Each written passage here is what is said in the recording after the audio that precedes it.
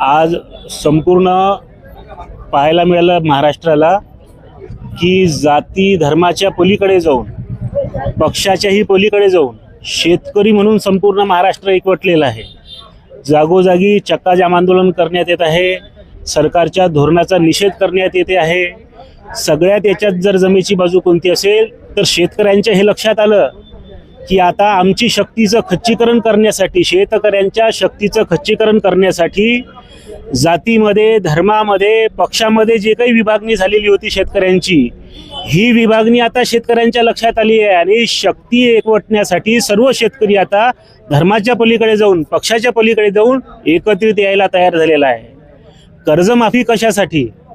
कर्जमाफी याच्यासाठी की शासनानेच गठीत केलेला कृषी मूल्य आयोग जे काही मूल्य द्यायला पाहिजे म्हणून सांगतोय, ते मूल्य शासनच देऊ शकत नाही। मग कृषी मूल्य आयोगावरती करोडो रुपये खर्च करतात कशासाठी? एक तर कृषी मूल्य आयोगच डिझॉल्व करून टाकावा, ते ठेवूच नये जर त्याच्या शिफारसीच आपल्याला मानायच्या नाही आहे। आणि दुसऱ्या टप्प्यामध्ये त्याच्यावर लागणारा खर्च किती आहे, त्याच्यावरती स्वामीनाथन आयोगाने सांगितल्याप्रमाणे स्वामीनाथन आयोगाचं गठन देखील सरकारी स्तरावरच करण्यात आलेलं आहे। आणि मग स्वामीनाथन आयोगाच्या ज्या काही शिफारसी आल्या त्या लागू का करत नाही बा तुम्ही? म्हणजे महागाई वाढली, ही कर्मचाऱ्यांसाठी वाढली, मजुरांसाठी वाढली, शेतकऱ्यांसाठी वाढली। मग महागाई वाढली म्हणून कर्मचारी भाऊ बांधवांसाठी तेही आमचेच बांधव आहे, पण महागाई वाढल्याबरोबर आमच्या कर्मचारी बांधवांसाठी जर वेतन आयोग लागू होऊ शकते, तर मग महागाई वाढल्यामुळं शेतकऱ्यांसाठी स्वामीनाथन आयोग लागू करून पेरणी ते कापणीपर्यंतचं कामं रोजगार हमी योजनेतून व्हावे, त्याबरोबर 50% नफा धरून त्याला भाव देण्यात यावे, ही मूळ मागणी आहे।